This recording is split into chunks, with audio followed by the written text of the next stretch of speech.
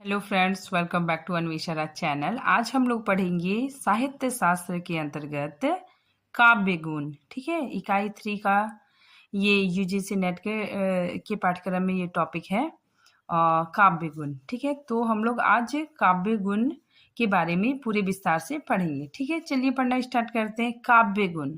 काव्य गुण का अर्थ है दोषाभाव, शोभकारी या आकर्षण धर्म। ठीक है, अगर हम काव्य गुण को देखते हैं तो इसमें क्या होता है कि दोषों का अभाव होता है। ठीक है, और ये शोभा कारक होता है, मतलब कविता में शोभा बढ़ाने वाले तत्व होते हैं। ठीक है, और कविता क्या होती है? आकर्षण होती है। ठीक है, देखिए ऐसी कविता जिसमें दोषों का अभाव हो। ठीक है, मतलब ऐसी कविता जिसमें दोषों का अभाव हो वो काव्य गुण कहलाता है। ठीक है, आगे देखिए संस्कृत काव्य शास्त्र में गुणों को रस का उत्कर्ष माना गया है। ठीक है, तो गुणों को रस का उत्कर्ष माना गया है। ठीक है, आगे देखिए काव्य में गुणों का प्रयोग उसे उत्कृष्ट बनाता है। ठीक है, मतलब काव्य में अगर गुणों का प्रयोग होगा तो काव्य को उत्कृष्ट बनाता है। वही काव्य दोष। ठीक है, अगर उसमें काव्य दोष होगा, ठीक है, तो रस प्राप्ति में बाधा पहुंचेगी। ठीक है, तो अगर उसमें काव्य दोष है तो कविता में जो पाठक है उसको रस प्राप्ति में बाधा होगी। ठीक है, काव्य गुण ही काव्य को हृदय स्पर्शी बनाते हैं। ठीक है, तो जो ये काव्य गुण है यही कविता को, ठीक है, यही काव्य को हृदय स्पर्शी बनाते हैं। ठीक है, अब देखिए काव्य गुण के प्रतिष्ठापक आचार्य वामन माने जाते हैं। ठीक है, जिनके अनुसार गुण काव्य मूल शोभा के तत्व है। ठीक है, मतलब जिनके अनुसार गुण क्या है? शोभा मतलब सौंदर्य के तत्व है। ठीक है, देखिए वामन ने क्या कहा है?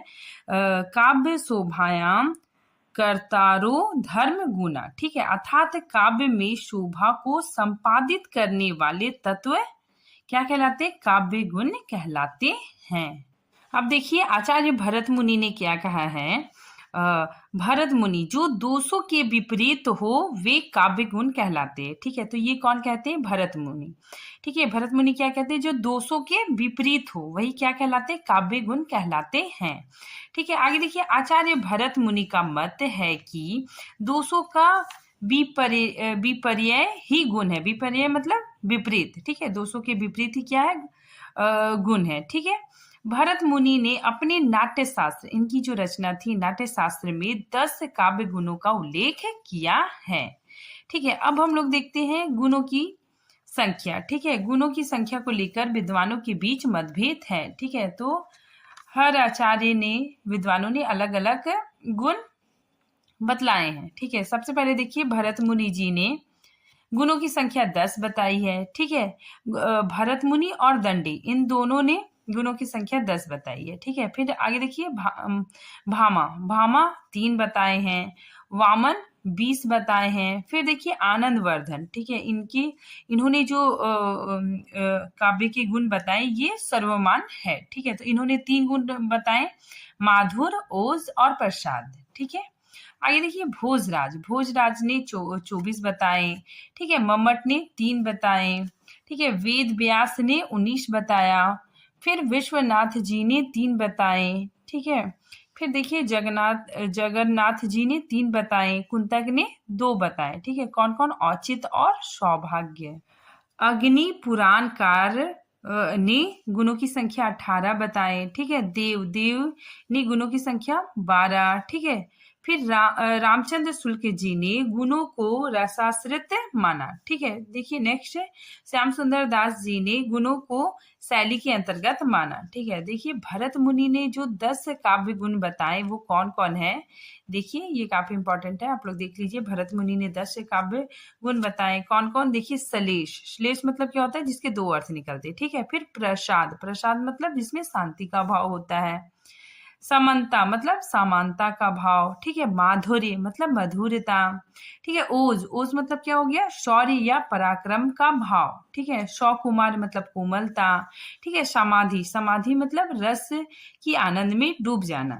ठीक है, फिर अभिव्यक्ति जहां अर्थ सहज ही काव्य में प्रकट हो। ठीक है, फिर उदारता और क्रांति मतलब चमक। ठीक है, तो भरत मुनि ने 10 काव्य गुण बताए, वो कौन कौन थे? श्लेष, प्रसाद, समंता, ठीक है, माधुर्य, ओज, सौकुमार्य, समाधि, अभिव्यक्ति, उदारता और क्रांति।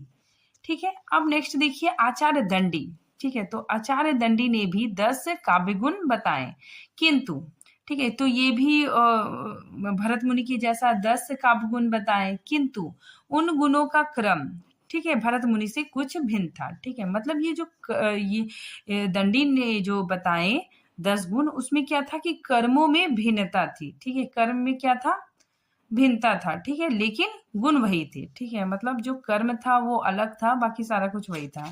ठीक है, देखिए यहाँ पे कौन कौन था? श्लेष, श्लेष, प्रकाश, सामंता, माधुर्य, सौकुमार्यता, ठीक है, अर्थ, व्यक्ति, उदारता, ओज, क्रांति और समाधि।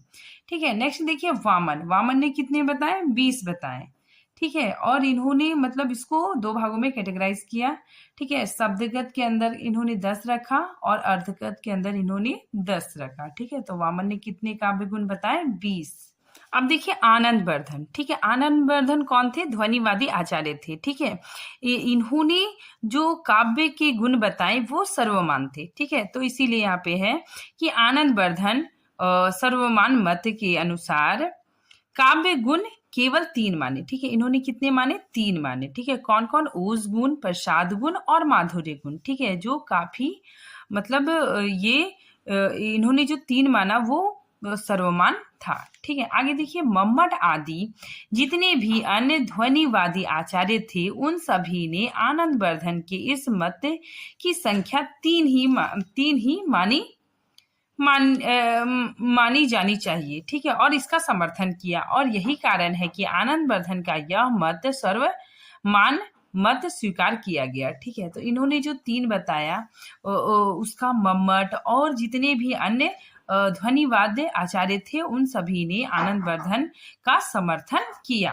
ठीक है, देखिए आनंद वर्धन, मम्मट तथा अन्य ध्वनिवादी आचार्यों ने 10 गुण मानने से इनकार किया और केवल 3 गुण स्वीकार किए। ठीक है, माधुर्य, ओज और प्रसाद। ठीक है, नेक्स्ट देखिए वामन। वामन जी क्या कहते हैं कि काव्य की शोभा करने वाले धर्म गुण कहलाते हैं। ठीक है, तो इन्होंने गुण को महत्व दिया। ठीक है, वामन ने क्या कहा है? काव्य शोभा कर्तारो धर्म गुना। ठीक है, इनकी जो रचना है काव्य सूत्र वृत्ति। ठीक है, आगे देखिए आनंद वर्धन जी। ठीक है, इन्होंने रस को काफी महत्व दिया। ठीक है, देखिए गुण रस के नित्य धर्म है। ठीक है, गुण रस के नित्य धर्म है और रस अंगी है। ठीक है, और गुण उसके अंग है। आनंद वर्धन ने गुण की परिभाषा ही पूरी तरह से बदल दी। ठीक है, क्योंकि उन्होंने गुण की परिभाषा रस से जोड़ते हुए विश्लेषित और परिभाषित किया। ठीक है, तो आनंद वर्धन ने रस को भी महत्व दिया। आनंद वर्धन काव्य के प्रमुख अंग रस को मानते हैं। ठीक है, मम्मट। अब हम लोग देखते हैं मम्मट। गुण रस का अंग रूपी धर्म है। ठीक है, जो उसे इसी प्रकार उत्कर्ष प्रदान करता है जिस प्रकार आत्मा को शौर्य आदि गुण उत्कर्ष प्रदान करते हैं। ठीक है, तो मम्मट ने भी गुण को महत्व दिया। ठीक है, फिर नेक्स्ट देखिए आचार्य विश्वनाथ ने भी गुण को रस का मूल तत्व स्वीकार किया। ठीक है, अब हम लोग देखते हैं काव्य गुण का महत्व। ठीक है, अब हम लोग देखते हैं काव्य गुण का महत्व। सबसे पहले देखिए गुण क्या करता है? काव्य शोभा के वर्धक है। ठीक है, मतलब गुण काव्य की शोभा को बढ़ाता है। ठीक है, नेक्स्ट देखिए गुण रस का उत्कर्ष करते हैं। ठीक है, ये दोनों साथ साथ रहते हैं। ठीक है, मतलब गुण और रस ये दोनों साथ साथ रहते हैं। जहां गुण है वहां रस है। ठीक है, और जहां इनमें से कोई भी एक नहीं है, ठीक है, वहां दूसरे की सत्ता भी नहीं हो सकती। ठीक है, तो इसमें गुण और रस दोनों ही काफी महत्वपूर्ण है और ये दोनों ही कविता को उत्कर्ष बनाते हैं। ठीक है, आगे देखिए काव्य रीति का सौंदर्य गुण पर ही आश्रित होता है। ठीक है, काव्य रीति का सौंदर्य गुणों पर ही आश्रित होता है। ठीक है, गुण एक प्रकार का उत्कृष्ट काव्य के अलंकार अथवा आभूषण है। ठीक है, तो गुण क्या है? उत्कृष्ट काव्य के अलंकार और आभूषण हैं। अब देखिए काव्य गुण कितने हैं? 3 है। ठीक है, जिसे आनंदवर्धन जी ने बताया, ठीक है, प्रसाद गुण, माधुर्य गुण और ओज गुण, ठीक है, और अन्य विद्वानों ने भी इसका समर्थन किया, ठीक है। चलिए हम लोग पढ़ते हैं। सबसे पहले प्रसाद गुण। प्रसाद गुण क्या है? जिस पंक्ति का अर्थ सीधे सीधी बिना किसी प्रयत्न के अत्यंत सहज रूप से पाठक या श्रोता तक पहुंच जाता है, वह वहाँ काव्य में प्रसाद गुण होता है, ठीक है। मतलब ऐसी कविता जो मतलब बहुत सहजता से, बहुत आसानी से समझ में आ जाए, वो क्या होता है? प्रसाद गुण होता है, ठीक है। उस कविता में प्रसाद गुण होते हैं, ठीक है। देखिए, प्रसाद शब्द का अर्थ क्या होता है? स्वच्छता या निर्मलता, ठीक है। मतलब स्वच्छंदता का भाव हो और निर्मलता का भाव हो, ठीक है। अब हम लोग देखते हैं प्रसाद गुण की विशेषताएं। देखिए, काव्य को पढ़ते ही जब उसका अर्थ चित्त मतलब मन में, ठीक है, चित्त में स्पष्ट हो जाए तो वह प्रसाद गुण कहलाते हैं, ठीक है। प्रसाद गुण का लक्षण क्या है? प्रसाद गुण का लक्षण सौथिल। सौथिल मतलब क्या होता है? कि जहां प्रयत्न नहीं करना पड़े, ठीक है, और अर्थ बहुत आसानी से समझ में आ जाए, ठीक है। देखिए, प्रसाद गुण का संबंध पंचाली रीति से है, ठीक है। इसको पंचाली रीति भी माना जा सकता है, ठीक है। देखिए, प्रसाद गुण सभी रसों में पाया जाता है। ये जो प्रसाद गुण है ये सभी रसों में पाया जाता है, ठीक है, अर्थात इसकी व्यंजना सभी रसों में संभव है, ठीक है। नेक्स्ट देखिए, यह अभिधा शब्द शक्ति से युक्त होता है, ठीक है। इसमें सहज, सरल और भाव व्यंजक शब्दावली का प्रयोग होता है, ठीक है। मतलब प्रसाद गुण में क्या होता है कि बहुत सहज, सरल, ठीक है, सरल शब्दावली का प्रयोग होता है, ठीक है। अल्प समास युक्त, ठीक है, मतलब इसमें बहुत कम समासों का प्रयोग होता है, ठीक है, अथवा स्पष्ट अर्थ बोधक पदावली प्रयुक्त होती है, ठीक है। मतलब बहुत ही मतलब सरल शब्दावली का प्रयोग किया जाता है। यहाँ पे देखिए, आचार्य मम्मट ने प्रसाद गुण के बारे में क्या कहा है। देखिए, जैसे सूखे ईंधन में अग्नि तथा स्वच्छंद वस्त्र में जल तुरंत फैल जाता है, उसी प्रकार चित्त में मतलब मन को रस में और रचना में तुरंत व्यक्त कर दे, वह गुण प्रसाद गुण है, ठीक है। ये कौन मानते हैं? आचार्य मम्मट, ठीक है। भरत मुनि क्या कहते हैं? भरत मुनि के अनुसार जिसमें स्वच्छंदता, सरलता, ठीक है, और सहज गहता हो अथवा सुनते ही अर्थ बोध हो जाए, उसे प्रसाद गुण कहते हैं, ठीक है। तो ये किसने कहा है? भरत मुनि कहते हैं, ठीक है। आगे देखिए, प्रसाद का शाब्दिक अर्थ क्या होता है? प्रसन्नता या खिल जाना या फिर विकसित हो जाना, ठीक है। इसका उदाहरण हम देखते हैं। जाकी रही भावना जैसी, प्रभु मूरत देखी तिन जैसी, ठीक है। मतलब जैसे जिसकी भावना होती है, प्रभु की मूरत भी वैसे ही दिखती है, ठीक है। तो ये पढ़ने से ही इसका अर्थ बहुत इजीली समझ में आ जा रहा है, तो इसमें प्रसाद गुण है, ठीक है। नेक्स्ट उदाहरण देखिए, नर हो ना निराश करो, ठीक है, काम करो कुछ काम करो, जग में रहकर कुछ नाम करो, ठीक है। तो ये भी पढ़ने से बहुत मतलब सरलता से समझ में आ जा रही है, ठीक है। तो ये क्या हो जाएगा? प्रसाद गुण की कविताएं हो गई, ठीक है। नेक्स्ट देखिए, ओज गुण। अब ओज गुण क्या होता है? देखिए, ऐसी काव्य रचना जिसको पढ़ने से मन में जोश, उत्साह, उल्लास, वीरता आदि की भावना उत्पन्न होती है, वह ओज गुण युक्त काव्य माना जाता है, ठीक है। मतलब ऐसी कविता जिसको पढ़ने से क्या होता है? जोश उत्पन्न होता है, ठीक है, उत्साह उत्पन्न होता है, वीरता की भाव उत्पन्न होती है, वो उसमें क्या होता है? ओज गुण होता है, ठीक है। इसमें क्या होता है कि जो वीरता की कविताएं ज्यादातर पाई जाती है। अब देखिए, ओज गुण की विशेषताएं क्या क्या है। ट वर्ग के व्यंजनों का अत्यधिक प्रयोग, ठीक है। इसमें जो ट वर्ग होता है उन व्यंजनों का अत्यधिक प्रयोग होता है, ठीक है। नेक्स्ट देखिए, संयुक्ताक्षरों की अधिकता। इसमें संयुक्त अक्षर का भी काफी ज्यादा प्रयोग होता है, ठीक है। द्वित वर्णों, ठीक है, जैसे ग, ठीक है, एक ही वर्ण 2 बार आया है, ठीक है। ये गा आधा, ये पूरा है, तो द्वित व्यंजनों का भी प्रयोग होता है, ठीक है। आगे देखिए, रेफ युक्त वर्ण, जो रेफ रा के जो रेफ रूप है, ठीक है, तो उसका भी प्रयोग होता है, ठीक है। आगे देखिए, लंबी समासिक पदावली की बहुलता होती है, ठीक है, मतलब बहुत लंबे लंबे समास इसमें पाए जाते हैं। इसका संबंध संबंध गौड़ी रीति से होता है, ठीक है, इसका संबंध किससे है? गौड़ी रीति से है। इसमें मूर्धन्य वर्ण वर्ण जो टा वर्ण है, ठीक है, तालव्य और मूर्धन्य आदि कठोर वर्णों का प्रयोग होता है, ठीक है, तो इसमें क्या होता है? कठोर वर्णों का प्रयोग होता है।